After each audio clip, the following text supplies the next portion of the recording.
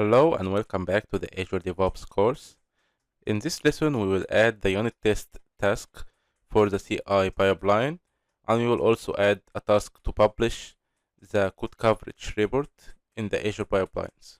So let's go through it. I will edit our pipeline, and after build here, or before build, I will add a task for testing. I will go here and choose the command to be test and give the wildcard for the solution file.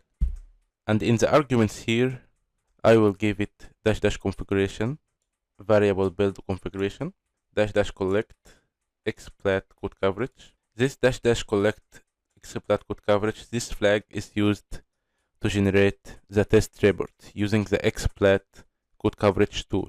So this flag will generate the code coverage report. And here we are using a variable called build configuration. This build configuration should be replaced with release, but we don't have now a variable called build configuration. So let's start creating it. To create a variable in Azure DevOps Pipelines, you will go here in variables. In pipeline variables, you add a variable, type build configuration, and we will have its value to be release. So this is the way to add a variable in your Azure pipeline. And save. Return back to the tasks. Now we have a variable called build configuration, so we can reference it. And the -- collect flag will generate the test report. But that test report file is not published to Azure DevOps Pipelines. We need to publish it, so we can view it in our GUI. So to publish the test result, we will use another task called this task, publish code coverage result. We'll use it to publish our results. We'll use the task version 1, and the code coverage tool is Cobertura. The file will be located in this path. I'm using this predefined variable, agent.temp directory. It's a temp directory that the test report will be in. So I'm using this variable to reference the temp directory. And the report will be inside a folder that's inside this temp directory. So I'm using the double asterisk to reference any folder inside this directory. And the file name will be with this name, coverage.cobertura.xml. So now we are ready to run the pipeline and test our application and view the code coverage report. The unit test I have written is a dummy unit test for asserting 2 + 2 = 4. It doesn't test the app. I'm using it only for the demo. So let's start, save and queue to start the pipeline.